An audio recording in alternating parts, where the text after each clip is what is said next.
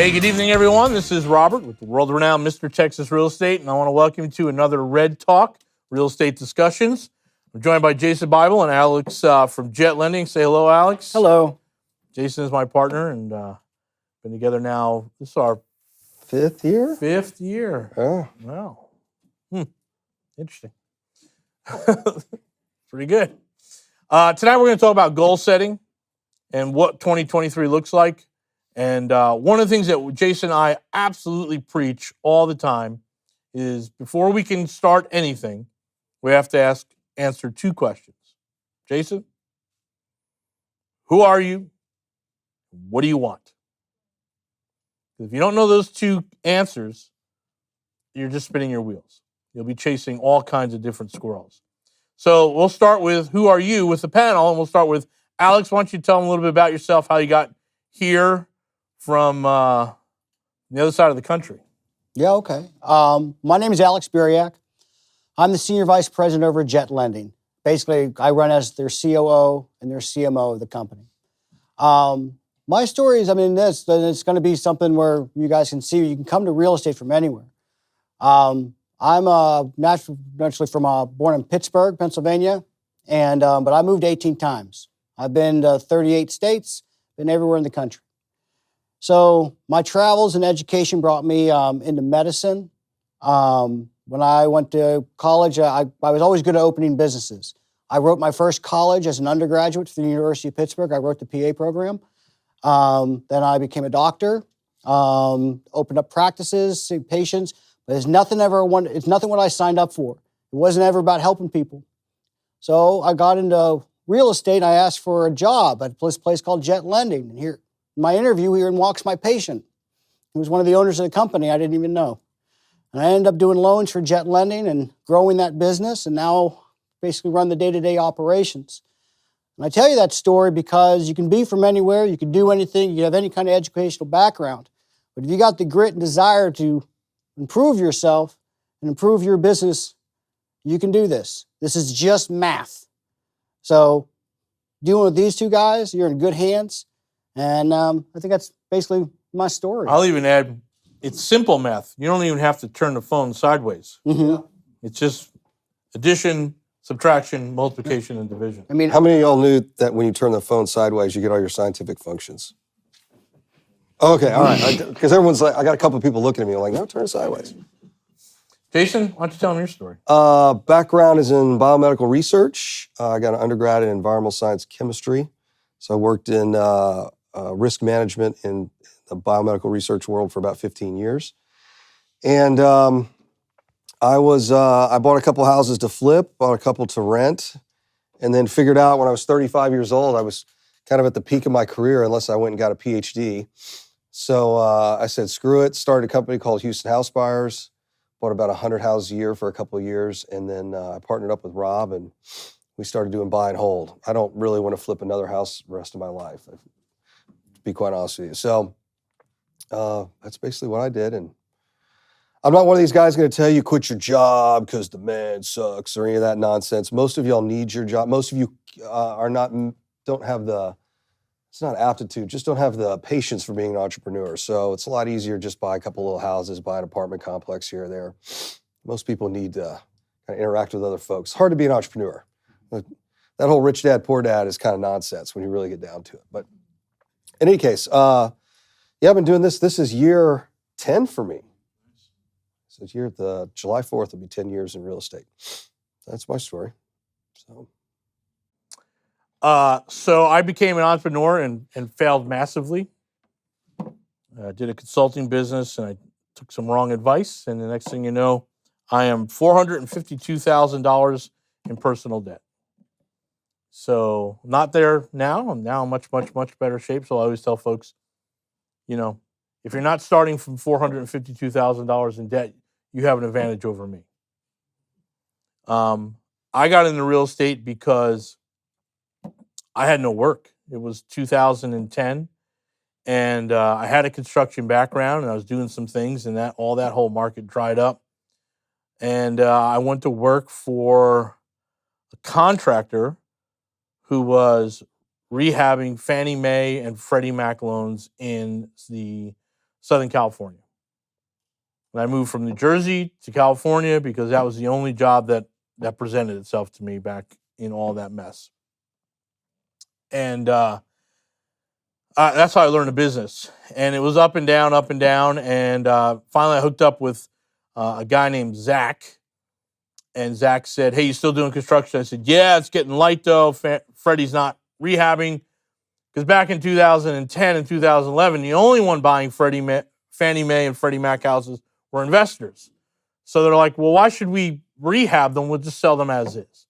So my job went away in like a 60-day period. And then I got hooked up with a hedge fund. And the guy said to me, "I'm working for a company that just bought 3,600 homes in Southern California. You want some construction work?" I said, "Hell yes." So I took that, I did that, figured it out, started figuring out flipping, still struggled, still was in debt, met some people, connected. I did a lot of networking. I feel like I'm a pretty good networker. And I connected with him and his old partner, Tom, and saw something here. I went to his class. These guys used to teach. It was hands down the best flipping class I've ever seen. It was real, right? Whereas I always say there's no walking on fire or breaking any boards or any of that stuff at the end of it. It was just, hey, this is an eave, this is a fascia. You need to know the difference because you're going to get charged for this stuff. And I was like, oh, that's great. And so I had the opportunity to come out and work with these guys, and I did. Best move I ever made. State of Texas has made me a multimillionaire, right? So going from hell, right, to Texas, not a real far drive for some of us, but I certainly enjoyed it along the way. And I, looking back, I probably wouldn't have changed anything other than I probably would have gotten to your business instead of my business. Yeah. So that's where we all started from. And then, so again, what are we really looking to do and how we want to move forward? What are your goals for this year, Alex? So my goals are going to be a little bit different than yours. Just like Robert said, I got into lending.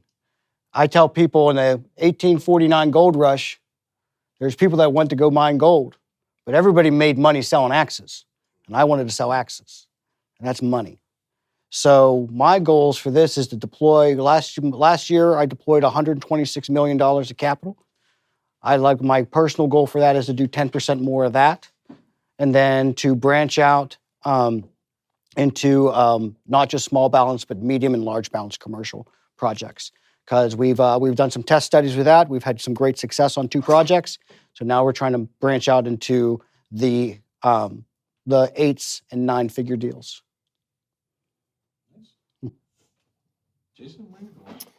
Well, we've got, we need to finish out the mastermind with 100 folks. So we're at, what are we at? Are we at 90 yet? 86. We're at 86. We got 14 more spots left. Then we're going to launch a new program called the Portfolio Builders Club. That'll start in March. Personally, we've done a bunch of syndications and funds, 5 syndications, 2 funds at this point, the last 3 years. But you can imagine in the middle of COVID, that's a bit of a challenge. So this year, for my personal portfolio, I want to pick up 28. Those could be small apartment complexes, single-family homes. Rob and I have a little challenge we're doing right now. We're playing in one marketplace, and we're seeing how fast we can make $1 million, which I think you ought to be pretty close. I sent you that other one today. And we started in December, so we should be able to round that out pretty quick here. Just doing a little single family. One of the things that I really do enjoy is sharing with folks that are like, well, I want to make $1 million. I'm like, just buy 10 single family houses.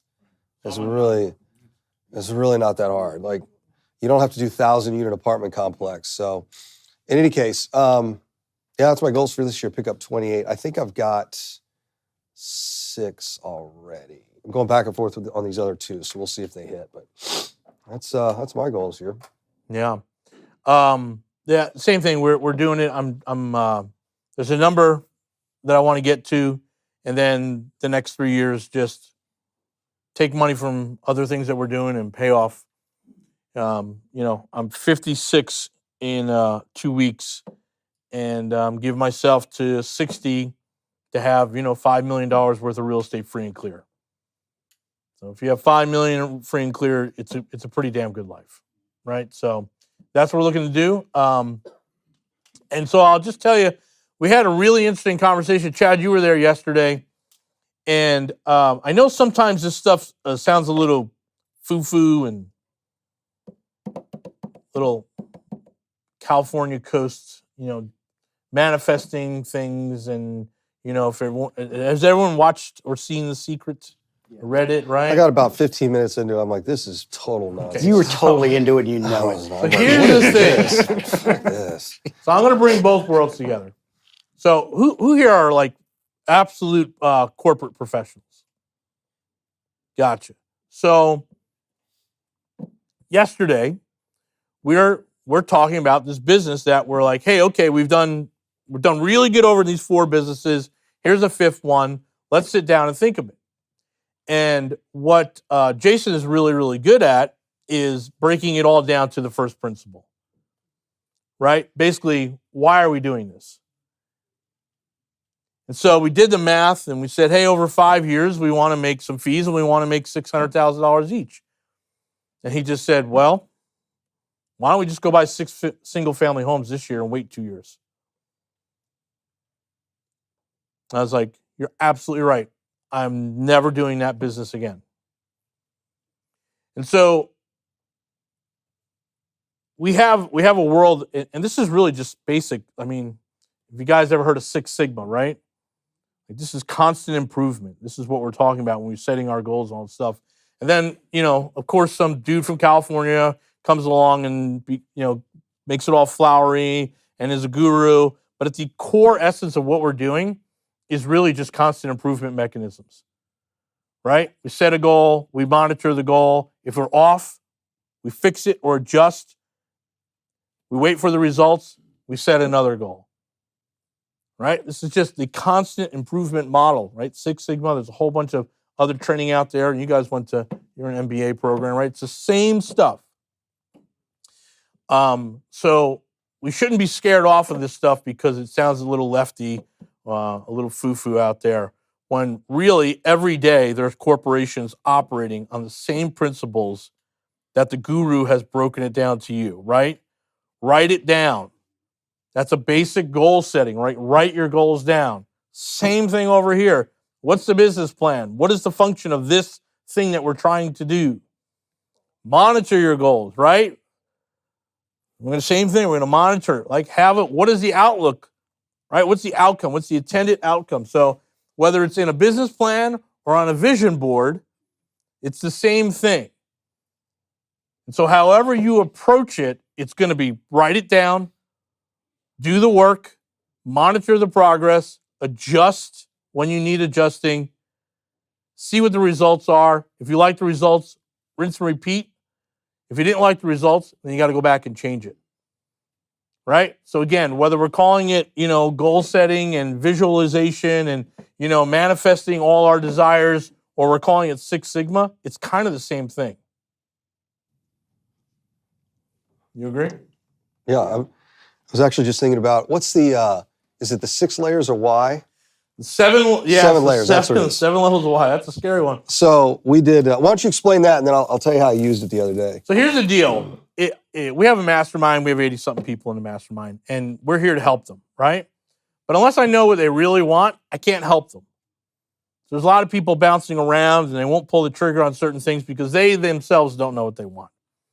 And so we do this exercise, and man, I saw Dean Grazio did it, but before him, I saw Frank Kern do it, and I'm sure I know Frank Kern. Frank Kern did not come up with this, so he got it from somewhere else. But I always like to credit people. It goes like this. This is our main question. If you join the mastermind, why did you give Mr. Texas Real Estate tens of thousands of dollars? Why'd you pay me? Why'd you stroke a check? And the answer is, well, I want to learn how to do real estate. Great. Why do you want to learn how to do real estate? Now I want to make $1 million, which, by the way, is a bullshit answer, always, right? But it's like, hey, I want financial freedom, whatever it is. Great. Why do you want financial freedom?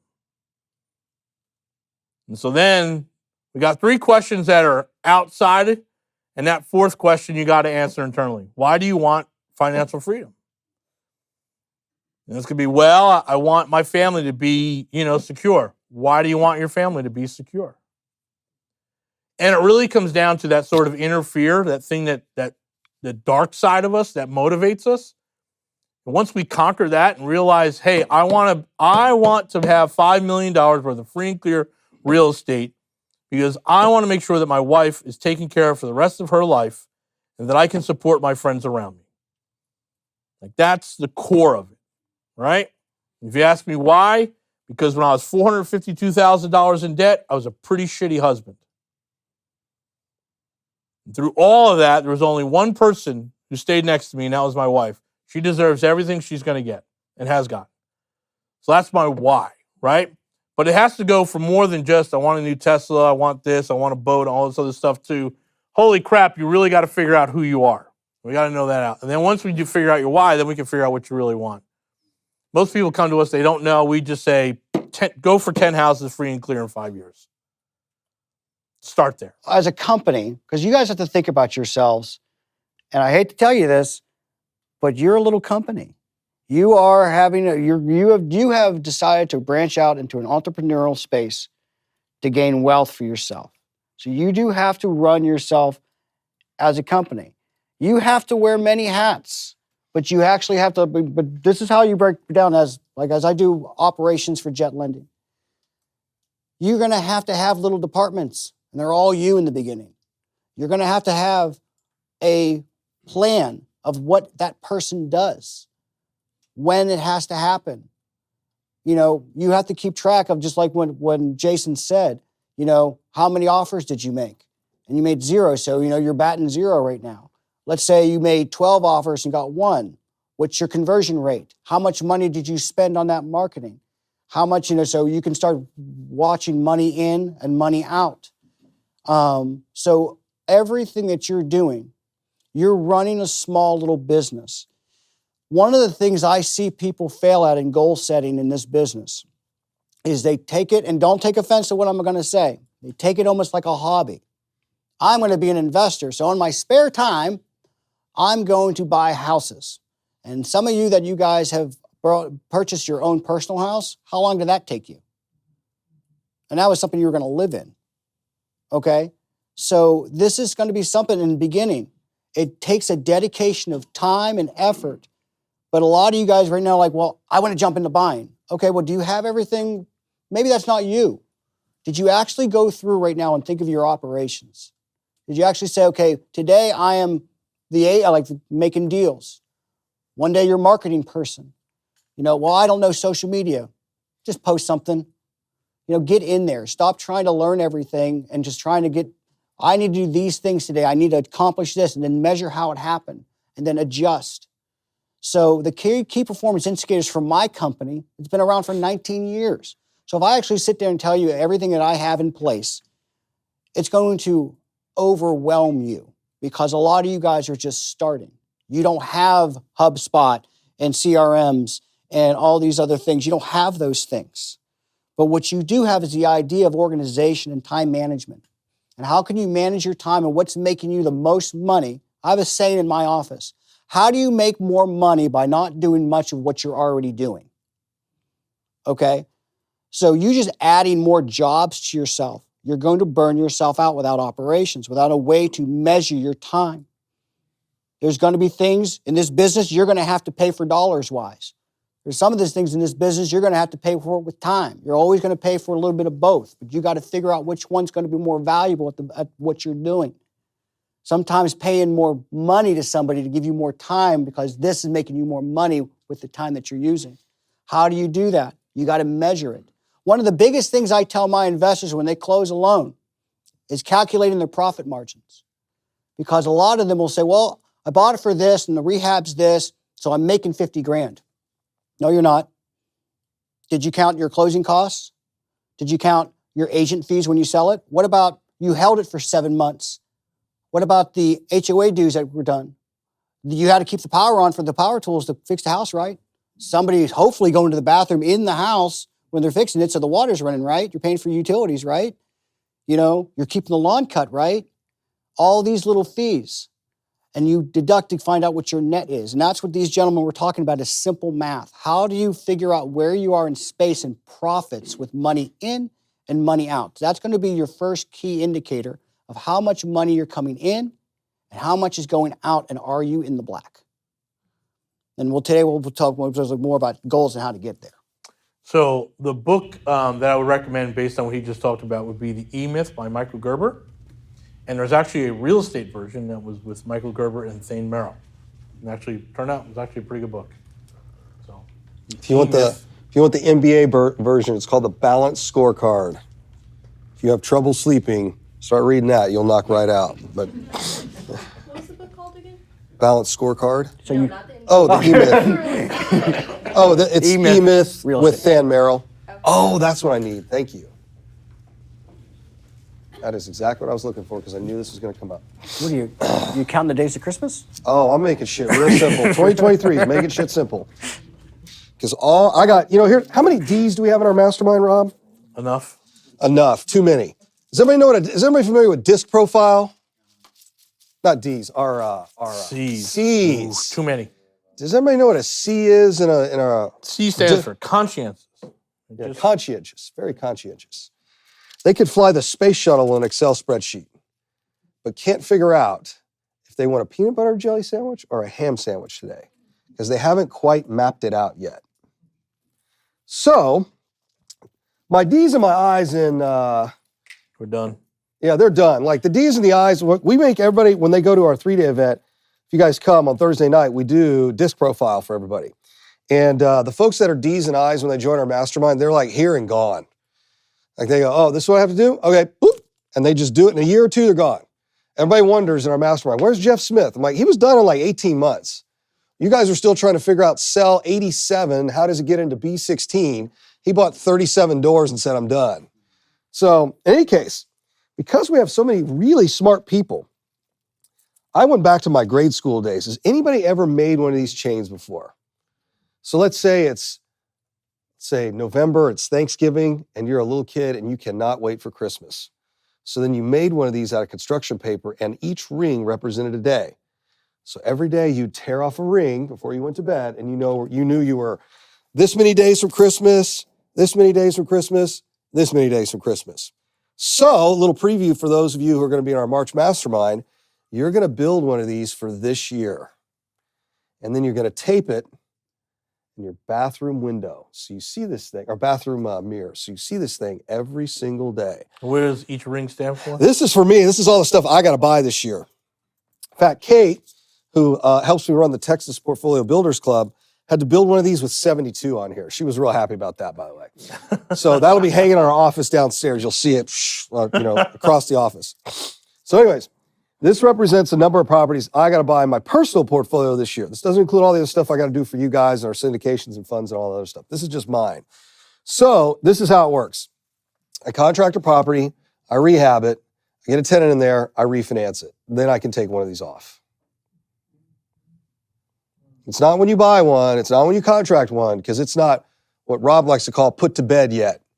When it's in that long-term loan, or let's say you paid it off, got a tenant in there, it's cash flow, and then you can put it to bed and you can take one of these little rings off. So we're going to do this in our mastermind. Now, like I said, it's going to drive all the C's crazy because they want to consult 17 spreadsheets. But I'm like, guys, what it really comes down to is this. It's just this simple. I know you want to make it harder than that. It's really not. It's taking one of these rings off every month, every quarter. Maybe you only take 2 or 3 off a year. Maybe your little ring thing is 2. That's fine.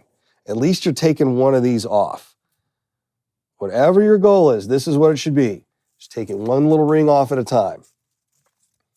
Rob thinks this is a crazy idea. I absolutely love it because I think it's going to get the point home. You don't want yours? I'm almost done, man. I got 6 more to buy and I'm done this year.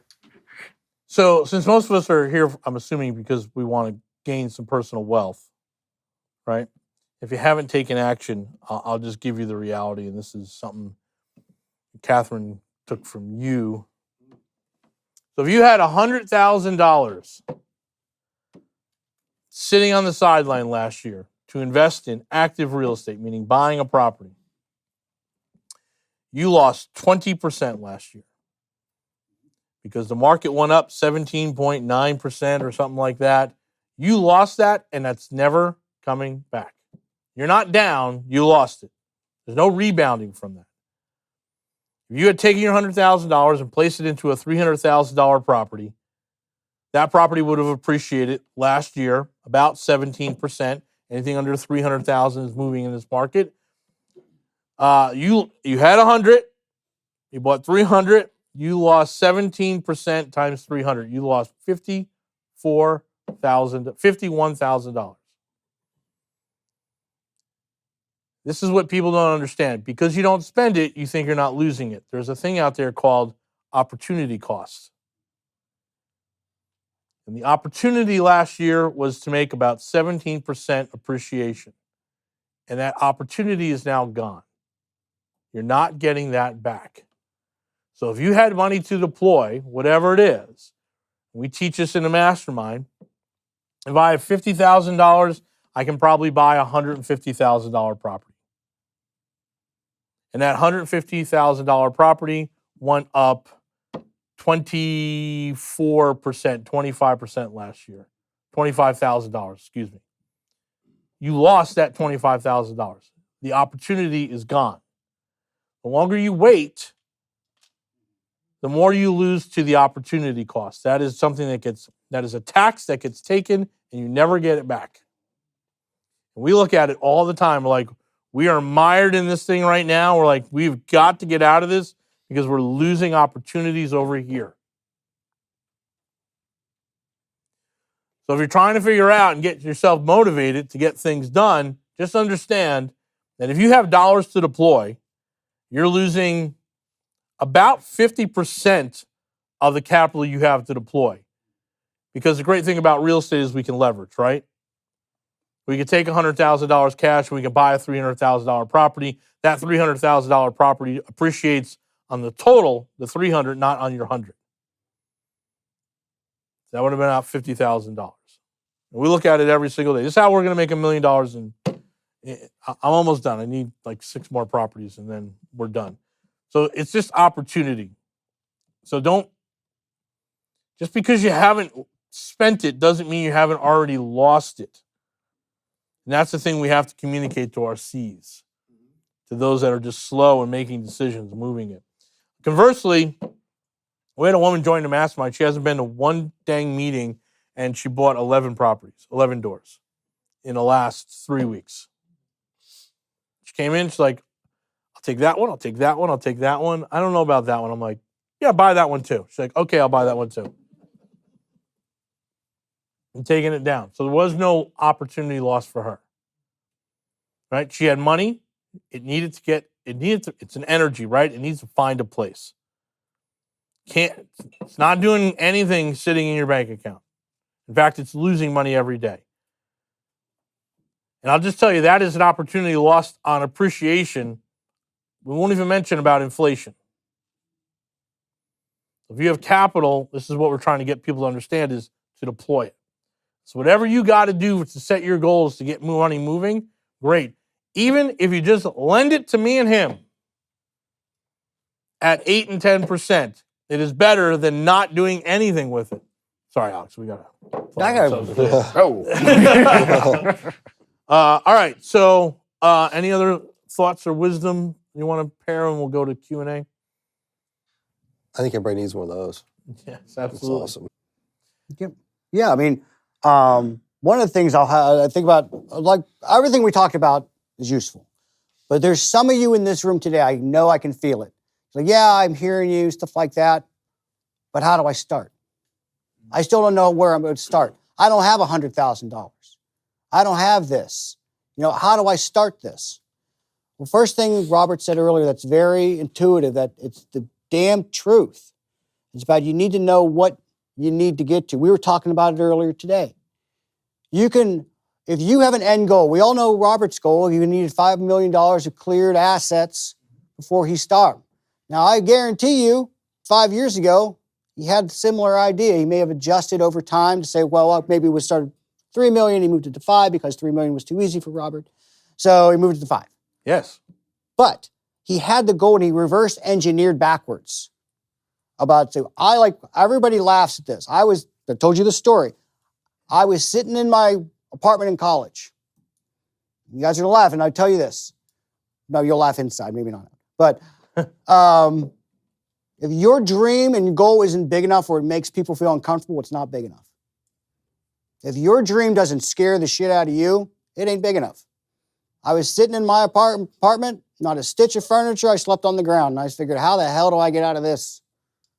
So I came up and I reverse engineered by like 67 years old, how I'd want to live and how I'd want to progress a legacy. I need $14.2 million. And my friend, I'm hitting goals. Don't let the leather jacket fool you. All right? So I reverse engineered what I had to do every year, every month, every day to get that. Another thing you guys could do today, do something today after class. Don't just go home and be like, oh, that was neat. Write down 10 things that would change your life if you had it tomorrow. And the one thing that would, no, 10 things that change your life, I misspoke. The one thing on that list of 10 that would change your life tomorrow, that's your first goal to get. So if you don't know what that is and you have a hard time reaching 10 goals, 10 things that you need, then you start looking inward. Because if you're not in this to win it and you don't want to spend time on yourself to figure out who you are and what you want, you're going to have a hard time in this business. So get in there, write down 10 things. And if I had this in my hands tomorrow, my life would be changed. That's goal number 1. Go get it. And that's one other thing I want to add. Right. Excellent. So I hope that you all have a fantastic 2023. I highly recommend you guys coming out to our 3-day class. Come back for more events. This has been another one of our Red Talks. We really appreciate you guys coming out. Thank you all very, very, very much. Thanks.